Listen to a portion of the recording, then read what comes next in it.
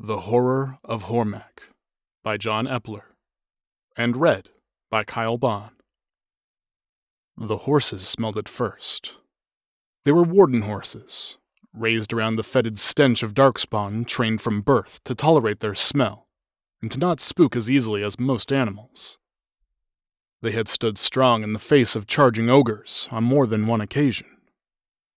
But mere hours after entering the Navaran forest, the horses that wardens Ramesh and Lesha's small party rode on began to stamp and whinny uneasily, clearly frightened.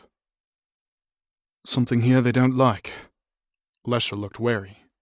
She was a Tevinter mage, confident to the point of cockiness and not generally prone to fear. Don't tell me you don't feel it. Something's wrong. The whole place feels broken. She glanced at Ramesh and added, Besides, there's only two of us. Not even a full expeditionary group. We should be waiting for reinforcements. Ramesh sighed and ran his hand through his thick hair. The hell of it was, he knew exactly what Lesha meant. The air was thick, almost suffocating. It pressed down on them, and there was an acrid quality to it that burned his lungs, though he could not identify what exactly it was. And she was right about the rules, too. On a rescue mission, you always took more wardens than you had lost, ostensibly to carry out the living, but more practically, so you could kill whatever the previous group had not managed to kill. Numbers helped on that front. But those rules had been written before Adamant, before Ostagar, when they still had the numbers to keep patrols wherever they needed. Besides, Senior Warden Javis's group was now 8 days overdue. Unnecessary risks were not something Ramesh liked to take, but by the time reinforcements came, those 8 days would become 15, and another 10 to make their way back out this far. And it had been a month. At which point, protocol was to treat them as dead. They could ill afford such losses. And the other reason, something unsaid, unfinished between the two of them. Jovis had meant everything to Ramesh once, but he'd pulled them away. Death walked with every warden, and you learned to bury grief beneath duty. Easier to do that, it seemed, before grief's edge had been honed by love and friendship. But regret had a weight of its own, and he wished he'd seen that sooner. He shook his head. We press on. We're a half-day's ride from where Jovis's mining expedition last reported from. Could be they're fine, Ramesh added. But until we get there, we won't know. And if they aren't fine, and we turn back now, that's it. Lesha inclined her head, accepting the gentle rebuke, but the expression of unease never left her face. Understood, sir. Just feels... Something's wrong about these woods. It feels like the air hates me, wants me to die. She shook her head. I know, it doesn't make sense, but that's how I feel. I just don't like this. Ramesh laid a gentle hand on her shoulder. Me neither, but we've got a job to do. Misgivings will keep. He hesitated, then added, That said, one hand on your weapon and an eye to the woods. They rode on in silence, and Lesha's expression of unease deepened, became grim. The air grew heavier, the trees thicker, and even the sounds of the wind through the trees became muted, as if the outside world wanted no part of these woods. 23 years Ramesh had been a warden. His calling was nearly upon him, and if he'd been alone, if only he had felt the palpable sense of dread that filled the woods, he might have thought it was that, and reached every warden differently. But Lesha had only been a warden for 2. If she could feel it, if she sensed what Ramesh did, it was something real. They'd gone another several miles down the muddy trail when, without warning, Lesha's horse reared violently, throwing her from her saddle and galloping madly back to the direction they'd come from. Ramesh cursed and leapt from his horse. Lesha got to her feet shakily and met his inquisitive expression with a nod. She was fine then. He leapt back to his own horse and wheeled it around to chase after Lesha's. Minutes passed. He rode hard, following the crushed underbrush that marked the horse's path, and from the crashing and snapping ahead of him, seemed to be gaining on it. His own horse reared suddenly, danced backward a few steps, and Ramesh gripped the reins tightly, avoiding his own tumble into the underbrush through the sheer bloody-mindedness. Patting the horse, he whispered to it, calming it. When he realized that the noise of movement ahead had completely stopped. Tugging gently on the reins, he turned his own animal back toward the path ahead and started forward. The noise came suddenly and filled the forest. It was a tremendously large sound and somehow palpably fleshy at the same time. There was a soft and liquid quality to the roar that sent gooseflesh crawling up Ramesh's entire body. It was a roar that marked cleanly the delineation between predator and prey. And it was accompanied by a terrified whinny that was cut off by a sickening crunch. There was another loud crash, a rustling noise, and then silence. A full minute passed before Ramesh was able to get his breathing under control, and another minute before his horse would even move. But slowly, inevitably, they pushed forward toward the source of whatever the horrendous exultation had been. Trees had been snapped, not sideways across the trunk as if by an axe, but vertically, struck from below by some tremendous force. In the middle of the clearing, a massive mound of dirt had been displaced. Recently, too, judging by the dampness of the soil, while smaller disturbances were visible around the edges of the clearing. Of Lesha's horse, there was no sign, and no evidence that it had ever left the clearing at all. The pattern of destruction had a clear edge, and beyond that edge, the woods seemed undisturbed, the only evidence of any creature's passage being the trampled underbrush on the makeshift path that Ramesh and his own animal had followed into the clearing. There was something else, too. The by now too familiar scent of decaying foliage, sickly sweet and pungent certainly, but something else, too. Something sharper, saltier. It smelled like the sea on a stagnant day, the smell of brine and seaweed. Neither smell was unfamiliar to Ramesh, yet here, leagues away from the nearest ocean, there was a menace to it that troubled him. And what exactly had happened to Lesha's animal? The tableau in front of Ramesh suggested it had been dragged underground. The deep roads were nearer to the surface here than they were in most parts of Thedas, but the speed with which the animal had been taken suggested something other than darkspawn. Tapping his own horse's flank with his boot, he spurred it forward, through the gap in the clearing that he had entered and back to where he had left Lesha. He found her off the side of the trail in a small clearing, and she wasn't alone. A third figure lay in front of her, a crumpled form in the blue and silver. A warden. One of Javis's more than likely. Dismounting his horse, he sprinted forward. Lesha half turned to speak. "She came stumbling out of the woods. She's raving mad." She looked back at the wounded warden. "I'm doing what I can, but I'm not a healer. Something's wrong with her on the inside. More than just cuts or bleeding.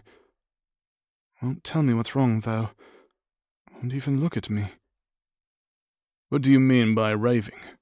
What exactly is she saying?" Ramesh asked. "Nothing that makes even a bit of sense. Hear for yourself, though," Lesha said. Ramesh moved over to where the wounded warden was lying, her head propped up by one of Lesha's saddlebags. Her skin was a ghostly white, and her breathing labored. A hole had been torn through her armor at the stomach, and a wound gaped. "We didn't know. Didn't know. And now we do," she giggled, a high-pitched noise that sent a shiver down Ramesh's spine. "Got to know, though. Oh, yes, we know better. They taught us, gave us a lesson. A coughing fit interrupted her. She spat several times as if to clear a foul taste out of her mouth. Ramesh gave Lesha an inquisitive look, and she shook her head. Whatever toxin's in her system is one that must work its way out naturally. No response to my magic. I can make her comfortable. Nothing more, she said. Ramesh crouched beside the injured warden and leaned forward. Warden Recruit Friedel, is it? She nodded once, slowly, still refusing to meet his gaze. Senior Warden Ramesh. My name, I mean. We're here looking for Jarvis. You part of his group? She nodded again. This time, faster. Good. Tell us what happened then. We went too far, too deep. Something's down there. Something bad. We thought it was a darkspawn, but it's worse, because it's different, you see. Not the same at all. Not twisted, but made. Created. 3 died. They were lucky. I wasn't. Escaped, but not really. She met Ramesh's gaze then, and Ramesh recoiled in horror. Her eyes were gone, clawed out. Beside him, he was dimly aware of the sound of Lesha retching into the bushes. Friedel began to weep, tears streaming forth from the empty sockets. Don't make me go back. Not there. Not where they are. I will not. I cannot. We must leave this place to her, to them. She began to hit the ground. Sobs turned to screams that grew louder and louder. They build it for her. They wait for her. I am free. I paid the price. She started to scream once more. Then came shrieks of pure terror, intermixed with laughter that contained not even a trace of humor. The screams grew until the volume was painful. With a suddenness that caught Ramesh off guard, she leapt forward, knocking him to the ground and running past him into the woods.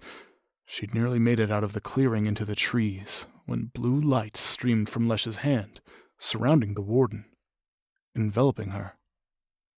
She made it another dozen steps before staggering to her knees, and then collapsing to the ground, blessedly silent.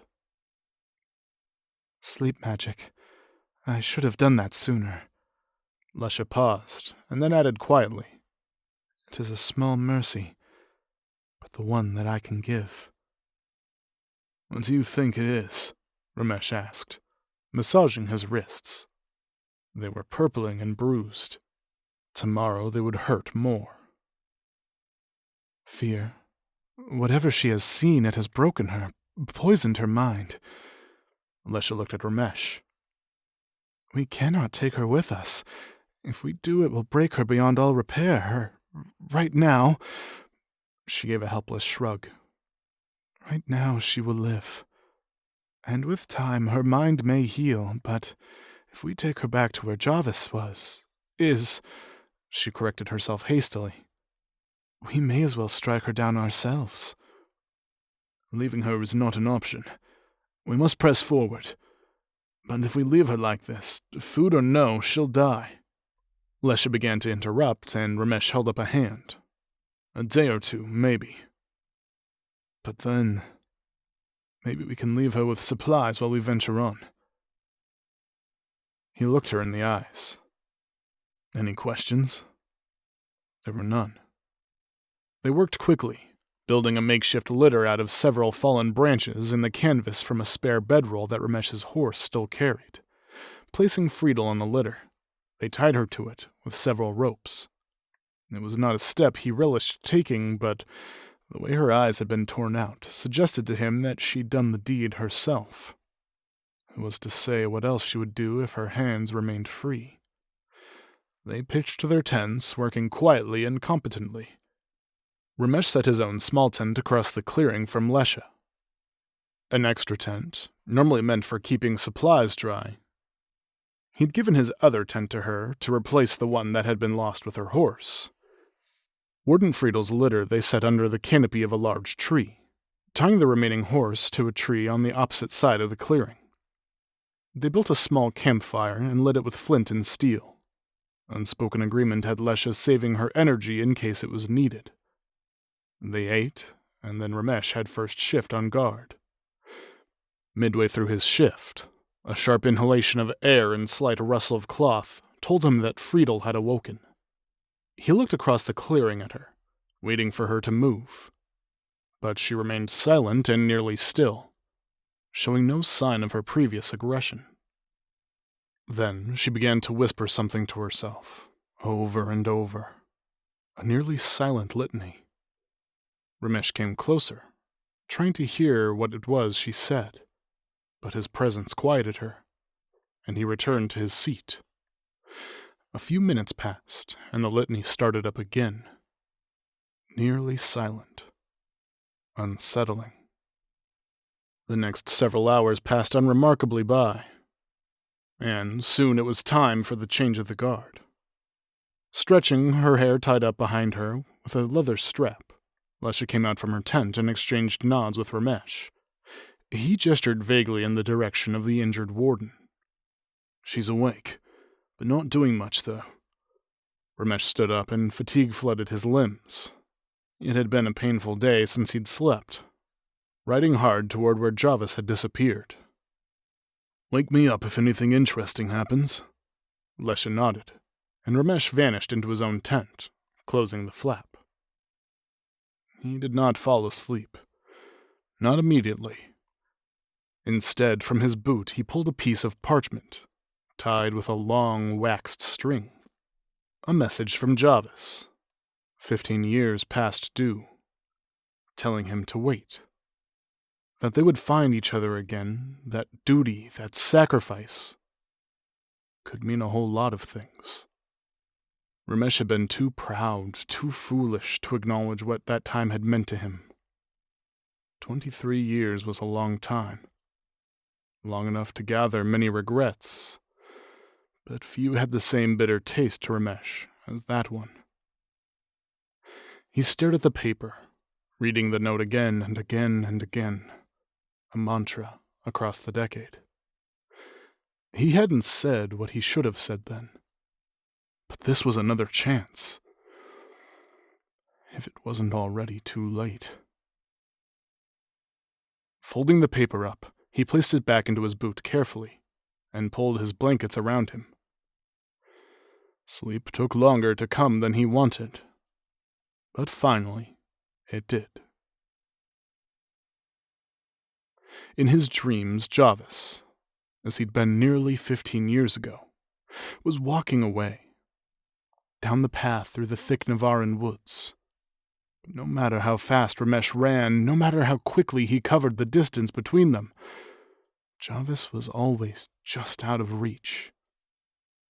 Finally, he caught up with him, and, grabbing his shoulder, turned him around. His eyes were gone, clawed out, and a sickening grin split his face. He reached toward Ramesh, towards his eyes, and pain erupted. Ramesh screamed. The sound came again, but this time from right outside his tent. He leapt upright, his blade in his hand before he had properly and fully awoken. The scream came again, quieter, and somehow wetter, and then tapered off. The sound of horses whinnying in panic, in terror, replaced it, and then a snapping sound and quickly receding hoofbeats. Nothing moved. The remains of previous evening's campfire, a few embers still glowing faintly, sat in the middle of the clearing. Lesha's tent was still there, intact, and the litter that had carried Warden Recruit Friedel. The restraints were torn. No, not torn. Chewed through. A thin, grayish fluid traced a path through the underbrush, toward the edge of the clearing. He followed it, into the bushes, away from the camp, and there, A dozen steps into the trees lay the crumpled remains of Warden Friedel. She'd chewed through more than her restraints. Her wrists were torn open, tendons and arteries gone, like a wild animal had savaged her. But the blood around her mouth told the truth of the story. Whatever had happened to her, whatever she'd seen with Jarvis, it had done its work. Lesh had been half right. Friedel had been broken. Something else. Her mouth mixed with the blood. A trickle of something else. That same thin, grayish fluid that traced her path from the litter. It reeked of brine, of the ocean, and it was stronger than before. More present. He cast around the clearing, finding what he was looking for. A small branch. Whispering an apology, he forced it between her teeth and pried open her mouth. The gray fluid came out in a rush. Gallons and gallons of it spilled forth into the clearing, and he leapt back. It seemed to come for minutes, far longer and far more than should ever be inside a person. Finally, the flow abated, and the stench of the ocean overpowering. Throwing the branch to the ground in disgust, he took several steps back, making sure not to step in the gray effluvia, and looked around. There was no sign of the horses. The trees that they had been hitched to, sturdy saplings, had snapped in half, and the crushed underbrush told the rest of the story. They'd escaped then, and with them went most of their supplies. Lesha came sprinting out of the woods, staff aglow and ready to use. She saw Ramesh, came over, and her eyes widened. She ran off several feet and proceeded to throw up. Ramesh did not blame her. He'd had to fight back his own nausea. She returned, wiping her mouth with the sleeve of her robe. She forced herself to look down at what remained of Friedel, swallowing again, making an effort not to lose her meal a second time. Ramesh turned to her. "Report, Acolyte." The words came out more forcefully than he'd intended, but he didn't bother correcting his tone. She spoke, eyes still fastened to the litter. "I went to fetch more wood for the fire, but she was still alive, still here, when I left." She looked at Ramesh and made no effort to conceal the fear in her eyes. "What's going on?" "Tell you and I know, Acolyte." The sky had already started to lighten, on the cusp of dawn. He looked around the ruined camp, the few supplies that they had taken from their horses, and felt a stab of despair. The rest of their rations were on his horse, and Maker only knew where it had run off to. Between the two of them, they had 2, maybe 3 days' worth of food, and it was another day and a half to where Jarvis had disappeared. Not to mention water. Their skins held enough for 2 full days, a little more if carefully rationed. But Ramesh had no desire to drink from any of the brackish streams they'd seen. Build a pyre. Let's at least give her a proper end. She was one of us. Died in the line of duty. But what duty was that? Something she'd seen, something that had happened to her, and he blinked away sudden tears. Something that could have happened to Jarvis. Almost certainly had happened to him. No, he would not let despair win. He would not believe that all was already lost. He dashed the back of his hand across his eyes, wiping them, and waved off Lesh's concerned look. "At least 4 days back to town. Could look for our animals, sure, find our rations. But could be we never find them, and then we're worse off. More than we are now, I mean. Jarvis was fully supplied, enough for a party 3 times the size of his. We're likely to find something there." He shook his head. "I don't like this, but I don't see any other option." Lesha nodded at that. There really was no other option than to press forward, deeper into the unknown. No more banter.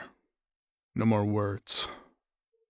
They walked down the path toward the mine, each in their own private world with only their thoughts for company. The silence was thick, oppressive, broken only by the muted sound of their boots on the muddy ground. They moved with purpose, Lesha lagging slightly behind and beside Ramesh, ready to act if necessary.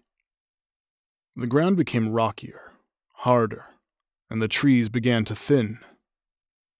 The mountain that the path now led toward unerringly loomed in the distance, its 3 asymmetrical peaks twisting around each other. Yet still that oppressive feeling, that smell of decay, remained, and seemed to grow stronger as they left the forest, not weaker. And over it all, that faint hint of brine. The path began to rise again, moving upward at a slow rate, towards those 3 spires of rock. And along the path they began to see the first signs of civilization, albeit none that were recent. Mushrooms grew on a broken wagon at the side of the road. Houses, their windows dark and gaping, spotted the woods on either side of the path. Even at one point, a village, long abandoned. They picked through the ruins of the latter, but found nothing useful. Whatever supplies had been there were likely long gone, either with the people who had fled, or perhaps more likely claimed by those who had business at the mine. There was one other thing that Ramesh noted, though he did not mention it to his companion. Large mounds of dirt, similar to the ones he'd seen upon the disappearance of Lesha's horse, were scattered throughout.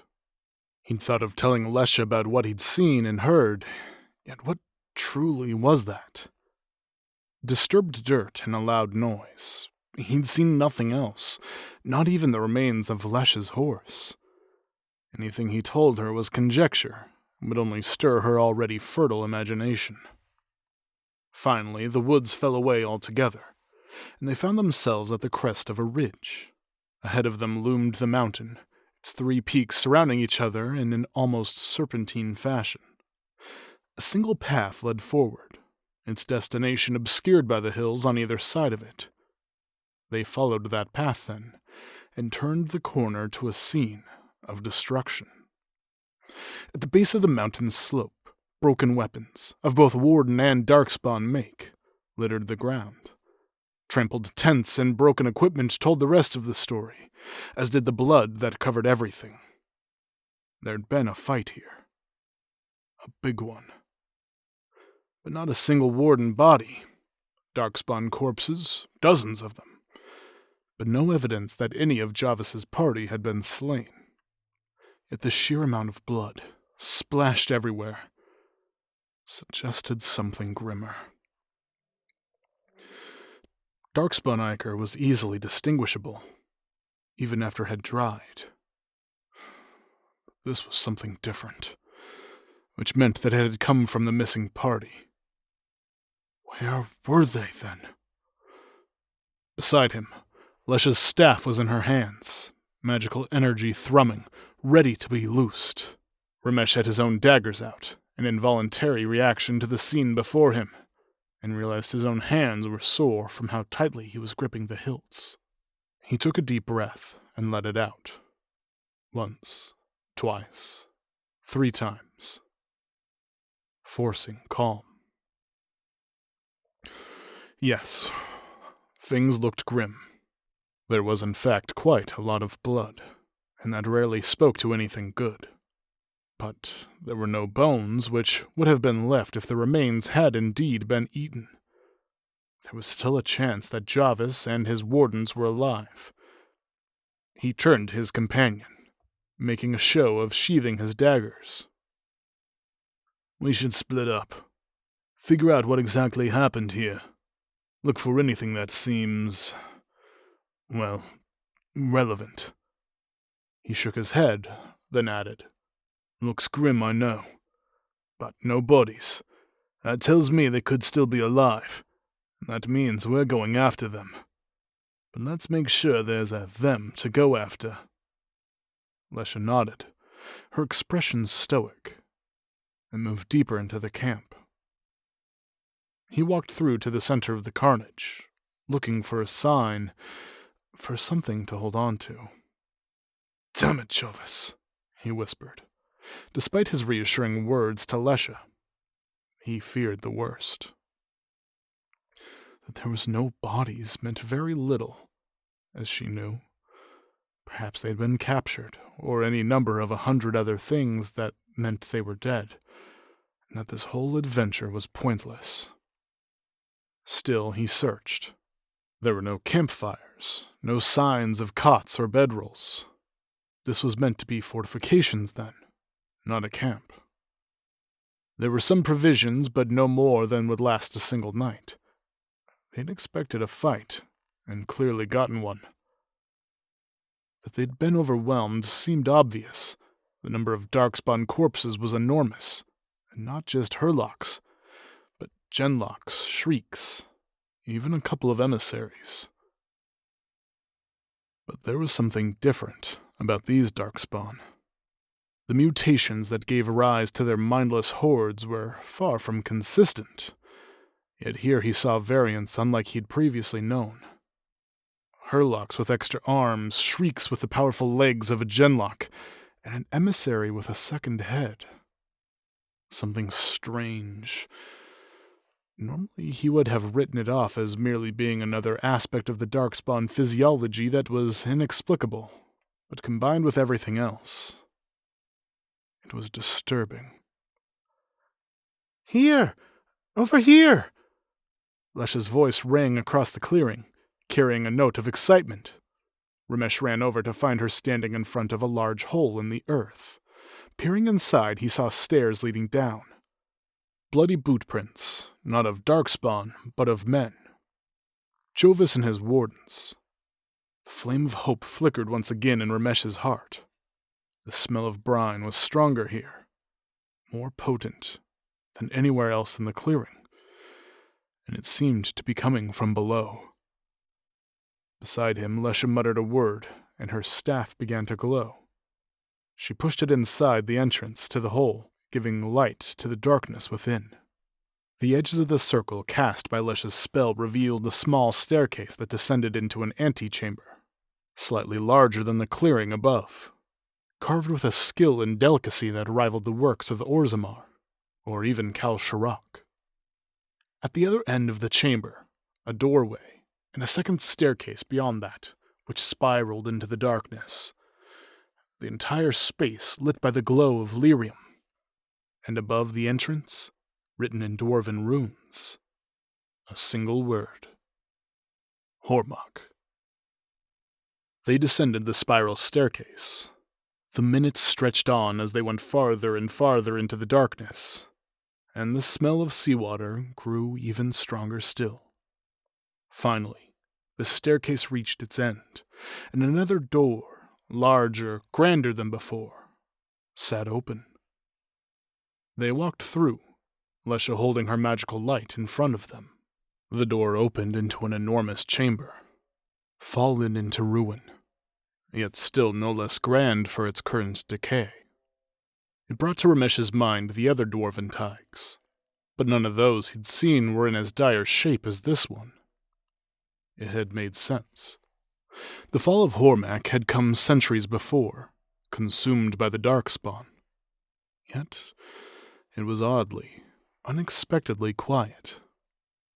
Around the chamber, the old mixed with the new, the latter being small tents and bedrolls, as well as other signs of recent habitation. There was blood, though less of it than above, and the utter destruction was lacking. Whatever had happened here had been smaller, the battle less pitched. Rusted shovels and picks leaned against the wall in neat rows. Skeletons, several of which had fallen to dust, wore the remains of dwarven armor. The remains of a mining party, or a deep roads expedition then, long dead. But the hall bore more recent signs of Jovis's wardens. Guard fires had been lit at either end of the chamber. He poked at the ashes of one. Beneath them, a few embers still smoldered. He threw a few branches on, blew on them until the fire was flickering once again. Preserved foods, stored in jars, sat in neat piles next to the fires, along with several baskets full of bread and smoked meat. He reached down and picked up a loaf. The bread was hard, but showed no signs of mold. So the camp had been abandoned, recently. But not too recently. The only entrance seemed to be the door through which they'd come. The other doorway was choked with debris, the largest opening wide enough to admit a mouse, nothing larger. Unless they doubled back, returned up above. There seemed no place for the wardens to have gone. Something drew his eye. A half-dozen or so small drums, bearing an unknown dwarven mark, were piled at a comfortable distance from the fires. They seemed old, perhaps as old as the dwarves, but they were in remarkably good condition. Lesha was kneeling in front of them. She looked up at Ramesh's approach, and he raised a questioning eyebrow. Lyrium charges. The dwarves use them to remove obstacles, open up passages. I've seen them before, though none of this make. She stood up, absent-mindedly wiping her hands on her robe. Unfortunately, they're mostly useless without the fuse, unless you're happy to blow yourself up with them. I've heard of them. Never seen them. Not many surfaces have. They used them to open up some of the old tunnels under Minrathis. She stood up and gave him a faint smile. Makes a big boom. Why here, though? Ramesh asked, frowning. There's a reason we don't come to this part of the deep roads much. The whole place is unstable. Darkspawn really did a number on it. Don't know. Mining expeditions take them along just in case. Passage collapses, something's blocking your way. Lot easier than chipping through with a pickaxe. Must be careful, though. She looked up around uneasily. Like you said, place like this, not properly shored up, who knows what you'll get. That sounds a little bit dangerous. Certainly. I understand it's fairly common among the dwarves, though. She hesitated, then added, Good for sealing things up, just in case you want to make sure someone, or, well, something, doesn't get out. She glanced around the room, looking for something. The missing fuses, maybe, or a further clue to Jarvis's whereabouts. Her eyes widened. Look! Grabbing Ramesh's arm, she pointed forward into the darkness, toward one of the massive stone pillars. Right there. Looks like the markings of some sort. Fresh, too, see? No dust. Sure enough, several marks had been scratched into the pillar, and he looked at the next pillar. There, too. And then to the left, the same set of the 3 marks had been sloppily scratched into each pillar. Whoever had done so had been in a hurry. Beside him, Lesha shifted uneasily. Looks like dwarven mining sign. Tells you who's been this way when they're coming back. But I don't recognize the marks themselves. You wouldn't. They are marks of a warden.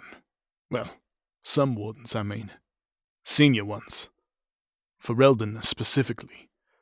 Great way to keep from being abandoned in the deep roads. Look. He pointed to the closest pillar.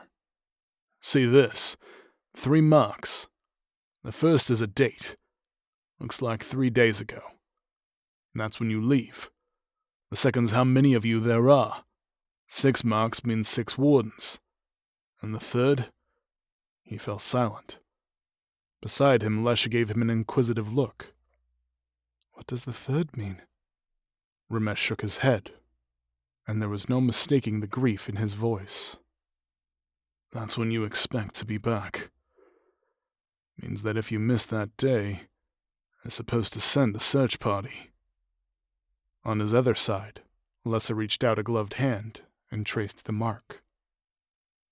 So, when did they plan to come back? That's the thing. They didn't plan to come back. This is a warning. They don't want us coming after them.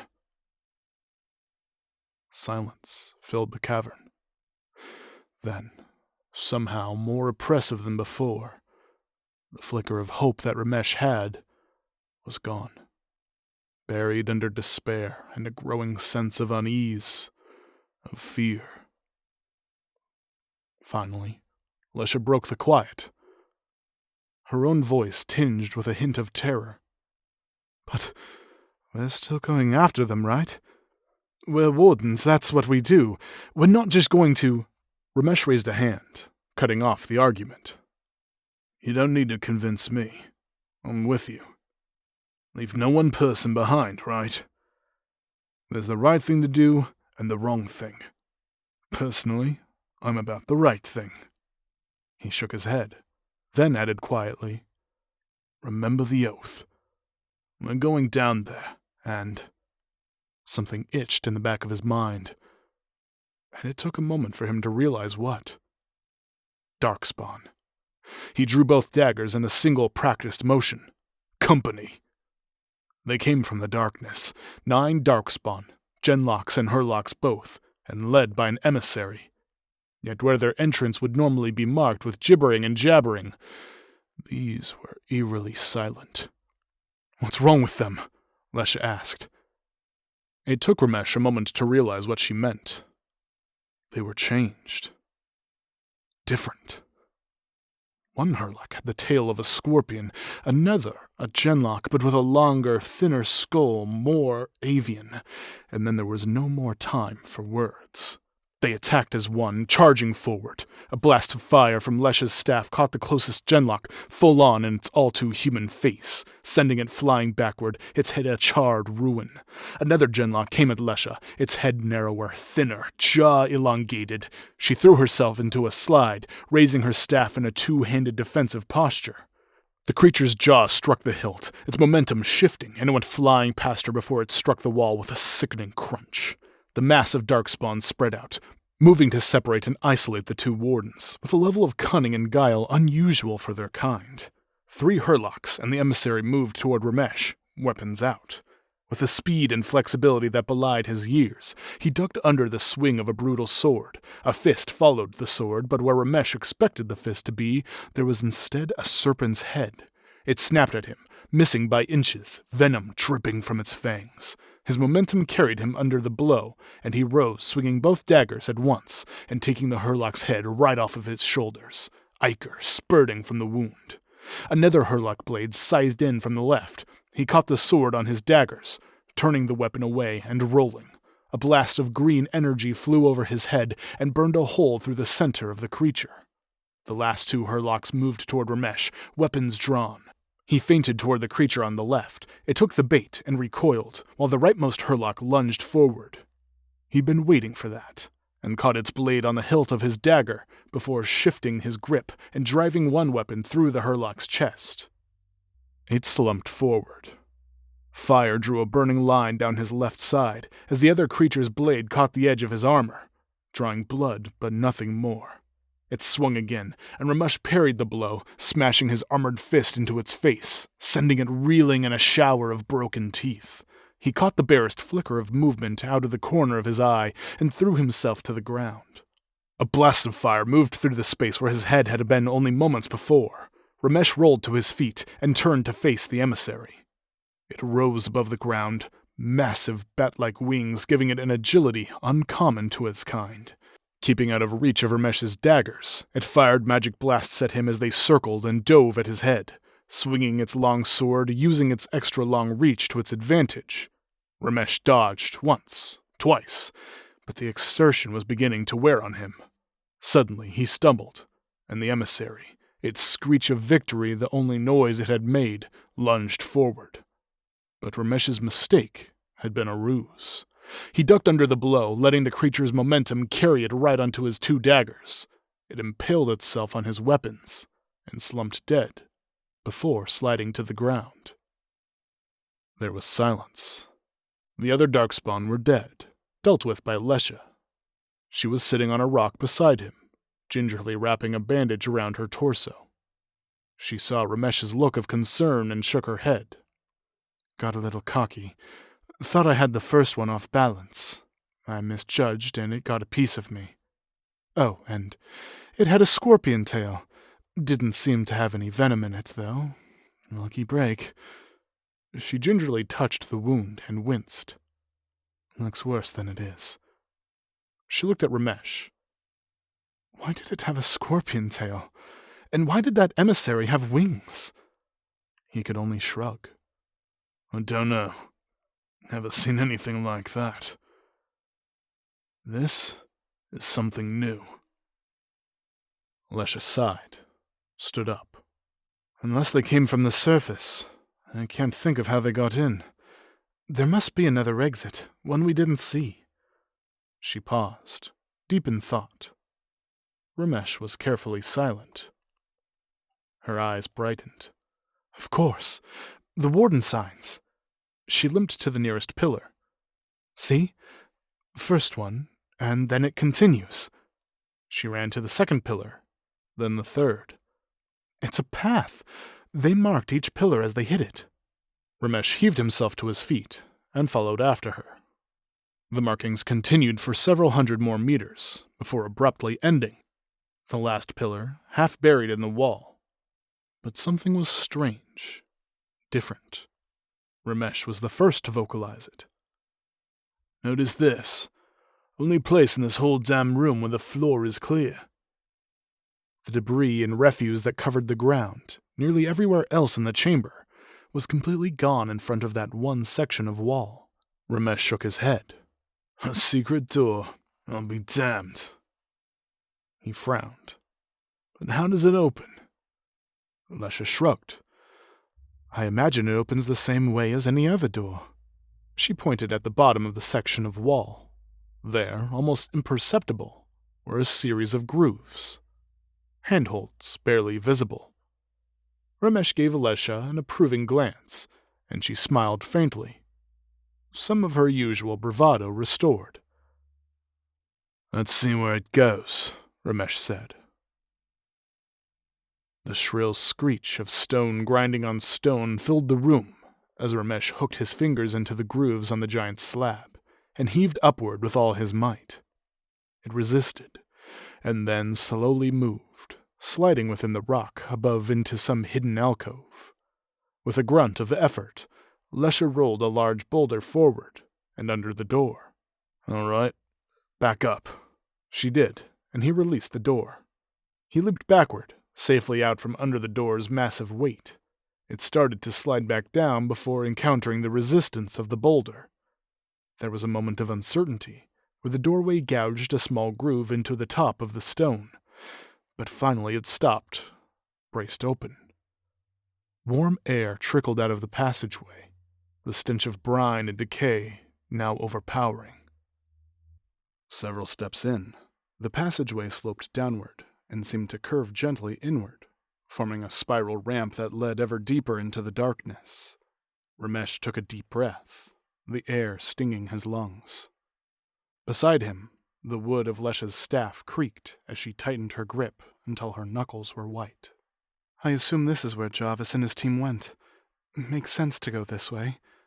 No time like the present, right? The confidence in her words was absent in her tone. Ramesh nodded, though his every instinct warned him against venturing down the fetid passage. Anyone still alive, they'll be this way. Count out 8 hours. If we don't find them by then, we come back. All right? Ramesh said, noting the strain in his own voice. Lesha nodded, taking deep breaths, like swimmers about to plunge into a frozen lake. They started down the winding passageway, deeper into the darkness, deeper into the bowels of the earth. They continued in silence for what seemed like hours, neither wanting to give voice to their fears. And soon, the lack of conversation felt like a necessity. The idea of their words echoing down the seemingly endless tunnels and awakening something gnawed at them. The slope of the ground started to abate then, and the walls began to take on a more sculpted appearance. Blank rock gave way to carvings, mostly too worn and too damaged to make out. Lesha paused in front of one image that had largely survived. It was a simple painting of 3 figures, a supplicant, a priestess, and a monster. Lesha was the first to break the silence. This reminds me of something. What exactly? She shook her head. Almost like Avar cave paintings, but dwarven maybe? Ramesh leaned in and squinted. They look more elven to me. At least the people in the picture do, I mean. It's not about the people. Look, every culture has their own artistic signature, something that makes it theirs. Tevinter is all about sharp angles, Ferelden is hard and brutish, and Orlais is delicate and opulent. Dwarves are, well, simple is wrong, but they get right to the truth. If it's dwarven, what's it say? Not sure. But look, it's the same image repeated, with slight variations. She pointed to another painting that was partially intact. 3 figures. The supplicant, the queen, and the monster. Except the person and the monster change. Not a lot, but a little. Enough to tell. But the priestess remains. She was right. The creature changed a bit each time, as did the figure. But the priestess remained the same. Or, at least, almost the same. It was perhaps the oppressive nature of the place acting upon his worst fears, but it seemed to him that the priestess's smile grew a little wider and a little crueler with each subsequent image. His every instinct screamed at him to turn back and abandon Jarvis and his wardens to whatever fate they had found.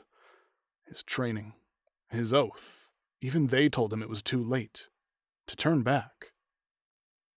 There was nothing more that could be done for his comrades. I don't like this place. It's just wrong.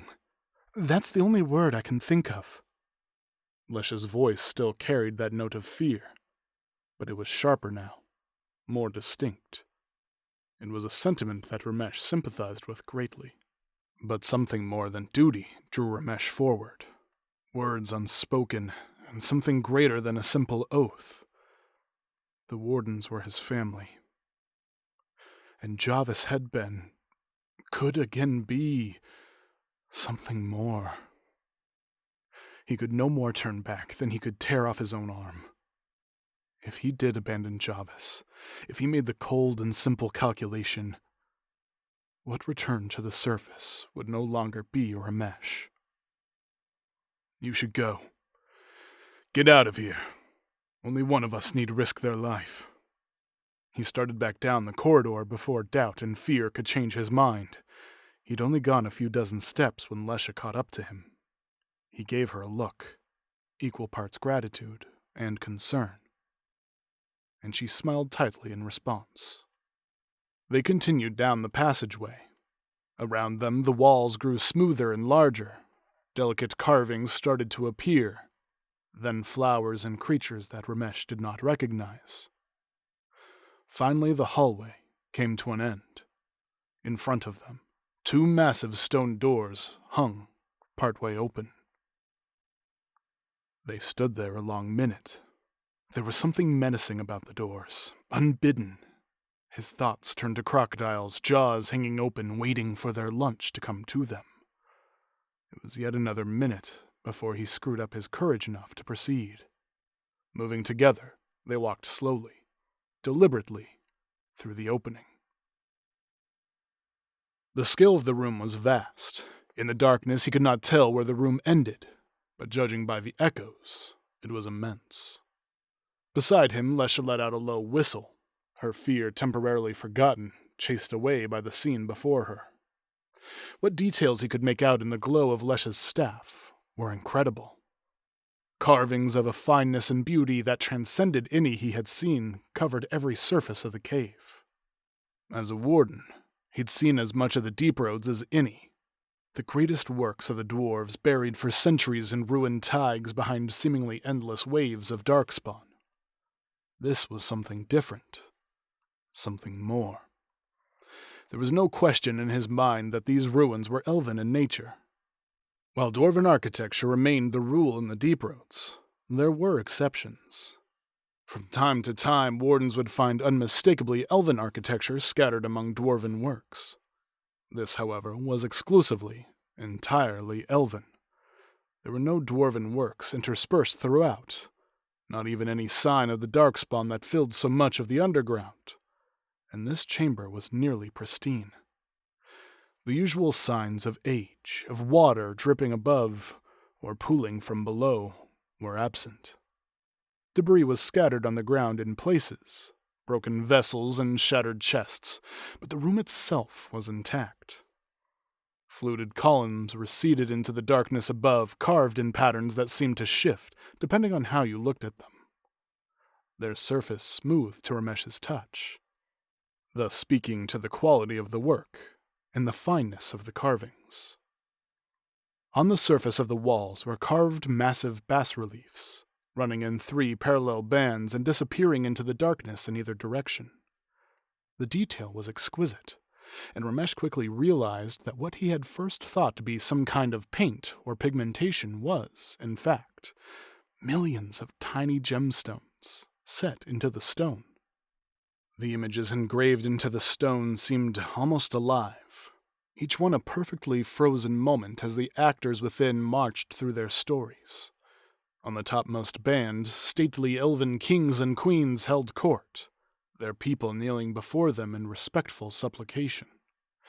On the middle, scenes of healing and succor, of disease and injury being drawn forth from the sick and dying by elven mages.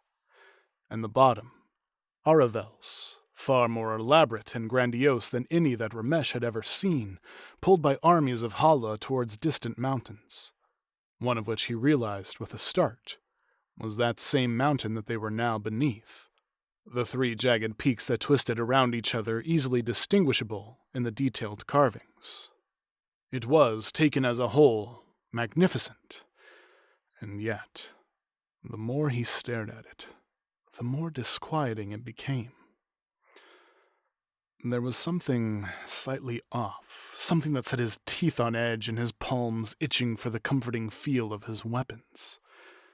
Not one specific thing, but a preponderance of little things all adding up to an aura of quiet, deliberate menace. The striations on the columns, random at first, began to form patterns before Ramesh's eyes. The same symbol, the horns of a Hala, repeated on each column.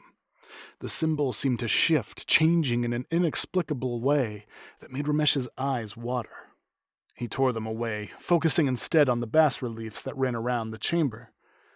Yet even they suddenly seemed wrong. The lowest band of carvings, the Hala pulling the Aravel, was off. The Hala were different, wrong. They had too many horns for one, and a harder, more rounded look than what was normal. A look that was almost insectile. And the horns themselves were longer and rigid, organic somehow, and the Aravels were unlike any he had seen. The windows were barred, and they bore more resemblance to a prison ship than anything else.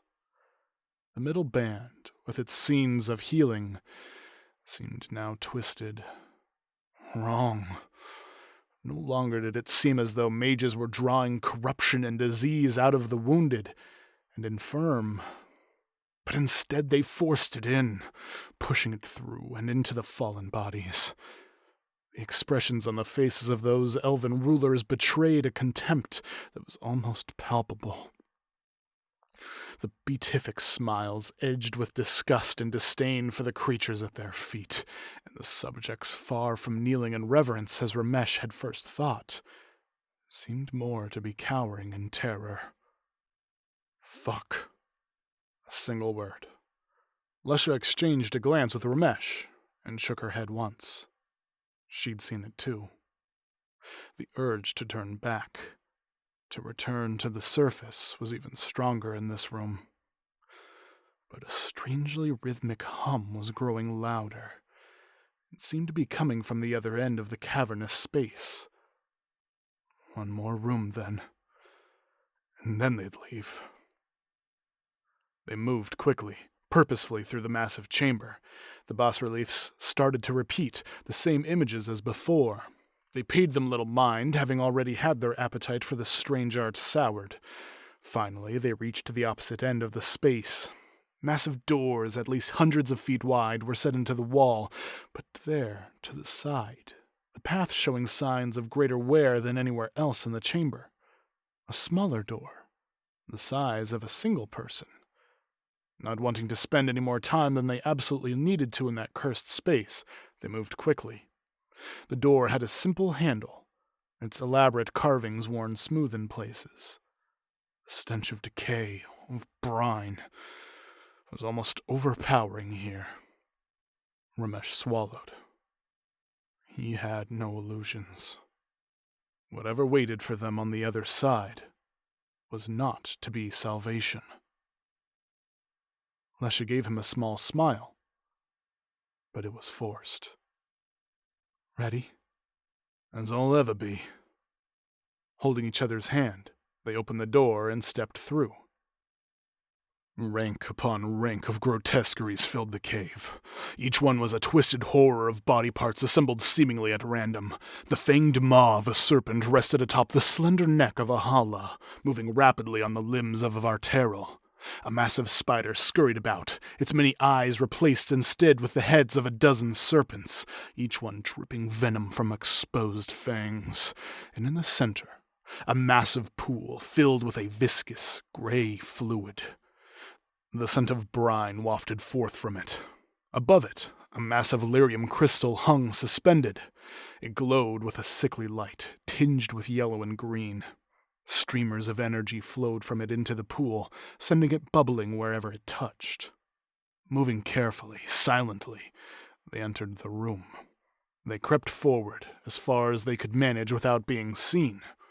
When they reached the edge, they stopped, taking shelter behind a large boulder made of smooth onyx, one of several that lined the upper part of the chamber, conspicuous in their uniformity and regularity. They watched as a Hurlock walked toward the pool stiff-legged. It broke the surface of the gray ichor, which reacted instantly, flowing around the creature. In moments, it was completely submerged. Out of the murk rose a cocoon, iridescent and pulsing with a green light. There was a hissing sound, a flash of light, and the cocoon shattered. Yet what came out was not a Hurlock. It had the head of one, but that head rested on the body of a massive drake. "Maker's breath," whispered Ramesh. The entire room was a menagerie of horror, each creature worse than the last. This was an army. Not Darkspawn, though. Something worse. He signaled to Lesha. It was time to leave, to warn the Wardens. They turned, moving with purpose toward the exit. But Lesha, her wound still not fully healed, stumbled, her staff slipping from her fingers as she tried to brace herself. The reaction was immediate. A cacophony of sound, of voices rose, and he could feel more than hear the massive stampede behind him. And then a screech, louder and deeper than any other, filled the chamber. It was more than a noise. It was a physical force issued from a throat larger than any he'd ever seen. And then the stone they sheltered behind moved. It twitched and slid away. Boulder after boulder, each the same, slid past, and the creature's full length was revealed. It looked like nothing less than a massive centipede. Each segment was the size of a horse, each leg the size of a small tree. It shifted faster than Ramesh would have thought possible, and the chamber shook with the movement. It surrounded him and Lesha, cutting off escape. Ramesh swung his daggers at one of the segments. A white substance splashed out and onto the stone, where it immediately began to bubble and hiss. The daggers themselves fared little better. The blade that had bit into the creature was fast melting. turning into useless slag. The creature reared up, hundreds of legs twitching spasmodically in the air, and Ramesh gripped his sword tightly. Beside him, the hum of magic, ready to be released. Ramesh had no illusions. This was a foe beyond him, but he would make it pay a steep price for his life. It crashed down toward him, and he braced himself for the impact, the crushing weight. It never came. Instead, the creature jerked, spasming in midair and arching over the pair of wardens, smashing instead into the ground beside them. The lower half rocked, sending a series of small tremors through the cavern and bringing debris tumbling from the ceiling above. The creature twitched, thrashing side to side as if locked in battle, and started to turn. It fought against itself, its movement staccato and uneven, the actions tinged with unwillingness. Finally, whatever internal conflict it had been waging was resolved, and it turned in earnest. The massive bulk shifted, the segments retreated, and the end of the creature, the head, or what seemed most like one, descended. And with it came the greatest horror of the day. Where the creature's head would be, should be, was instead a humanoid figure. He sat astride the creature. No, not astride it. Ramesh realized with revulsion that the figure was part of it. The chitinous exterior flowed into the flesh, the lines between them blurred. His body had fused with the monstrosity, become one. And the face... Ramesh knew then, with horrifying clarity, what had happened to the man he had risked everything to find. What Friedel's warnings had meant and why she had killed herself rather than come back to this gruesome place. Before him, twisted and broken, was Warden Jarvis. It was him from the waist up, but bloated, grotesque, and his flesh flowed into that of the massive creature. His eyes stared blankly, unseeing. The mouth, too wide and lipless, stretched and moved uneasily as if only now remembering human speech. Ramesh. The voice came slowly, as if across a great gulf of memory and possessed of an almost insectile buzz that tore Ramesh's tattered nerves. The head turned slightly, and the eyes shifted, staring at Ramesh. Through him. They focused, and in them Ramesh recognized his friend. Tears came to his own eyes, unbidden, blurring his vision. Ramesh made no attempt to wipe them away. The memory of the past, of better times spent leagues away from this place, this broken nightmare, pressed down on him, a weight of regrets and unspoken feelings. Ramesh blanched but stood firm, meeting the monstrous gaze. It blinked slowly.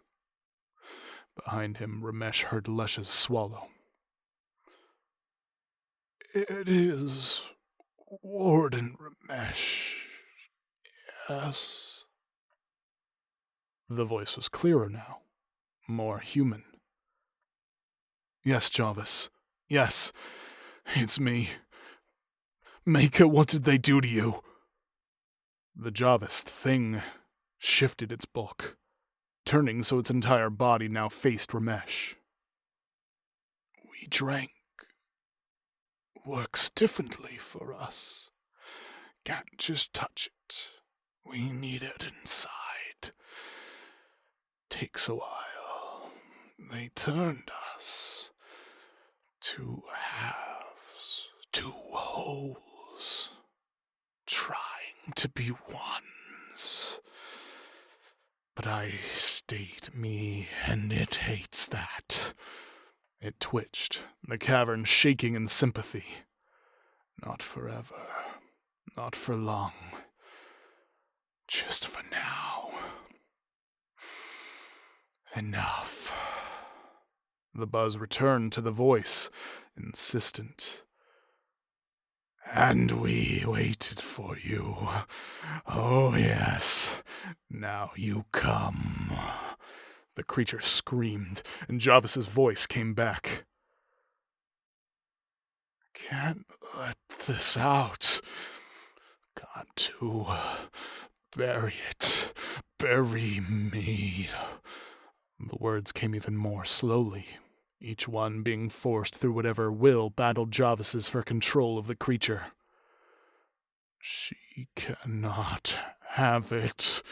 Not again. Locked for a reason. Who, Jarvis? Who can't have it? The creature made a gurgling noise, and it took Ramesh a moment to realize that it was laughing. Same Ramesh. Always the wrong question. A shudder rippled through the monstrous bulk, and the insectile buzz was back in Jarvis's words. Delirium. Blow it up. Take this place down. Collapse the entrance. It started to twitch again, and the next words were muffled, forced. Stop me. Stop us. Jarvis's face twisted in pain, in surprise, and he slumped forward. Ramesh started forward, his remaining weapon gripped firmly. He could do one thing at least, end Jarvis's suffering. Just as he reached the warden's body, however, the eyes snapped open, now black and devoid of any humanity. The creature grinned, the expression alien and horrifying on Jarvis, before letting out an ear-splitting screech and charging forward. The creature's massive bulk rushed toward Ramesh, too fast to dodge, and he braced himself for the crushing force.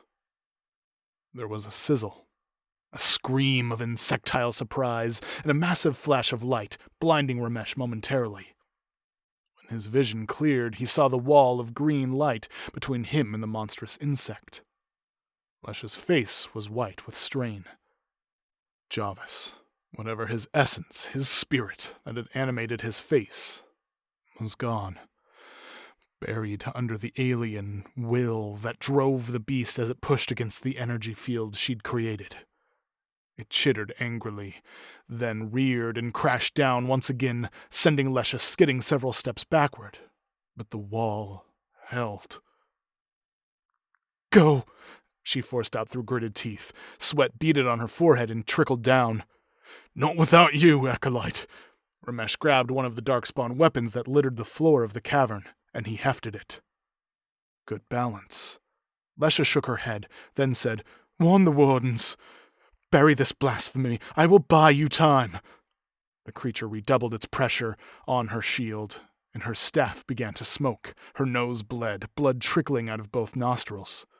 The rest of the creatures in the chamber began to stir, one chimeric monstrosity. A bat, with a tail of a scorpion, lunged past the shield, striking at Lesha. Ramesh cut it out of the air, sending its limp body tumbling to the ground, its acidic venom a hissing noise that etched the stone. More of the creatures skittered around the edges of Lesha's shield, striking at her, striking at Ramesh. The Hurlock that they'd seen earlier breathed a jet of fire, singeing the edges of Ramesh's cloak and catching Lesha in the legs. She grunted in pain and dropped to her knees. Before her, the shield started to crack, the sheer mass of the behemoth overwhelming her reserves of energy, and it let out another shriek. This one of triumph. Despair crept over Lesha's features and over Ramesh's heart. This was it then. The end. She looked at the creature, tears in her eyes, and then past it, above it. That single delirium crystal, as large as any he'd ever seen. He saw then the shape of her plan, of her desperation. He started to leap forward to stop her, but he was too late. The shield collapsed. The magic flew from her fingers, striking that one perfect crystal. And it exploded. The blast sent Ramesh flying, tumbling backward. He slid across the stone ground before finally slamming into the wall, his breath knocked from him. A scream of rage, of anger issued forth, not just from one throat, but from 100. The loud crack of stone filled the cavern. From above, a shower of pebbles, of rocks, and then of boulders as the ceiling began to fracture. The rock where the crystal had hung was starting to crack. The rock spiderwebbing as entire sections broke free, stalactites tumbling down and striking the ground with a crunch. And then, the loudest crack of all was the ceiling finally, completely giving way. Hundreds of tons of rock avalanched down, a deafening cacophony that stole away all other sound. Like a series of dominoes, the rocks continued to fall, stone showering down from the unknown caverns above. Everything in the chamber had been buried by now. But still, the rock fell, as if the earth itself sought to bury every trace of what lay beneath it. The sound started to slacken, the deluge becoming a shower, a trickle, and then silence. The occasional echo of a pebble tumbling down the slope of the cave-in, but otherwise, silence. And in front of him, a rock wall, taller than the chamber. Lesha had done it. He blinked back tears. In death, sacrifice, she had fulfilled her oath, as well as any warden before. But Ramesh had not. He still lived. Minutes passed before he was able to stand, and it was still longer before he could tear his eyes away from Lesha's cairn. Propping himself up on the darkspawn weapon he'd taken, he started toward the entrance, a single step at a time. Behind him, a clattering sound. A pebble, and then another and another. He turned. Slowly, impossibly, the stone was shifting.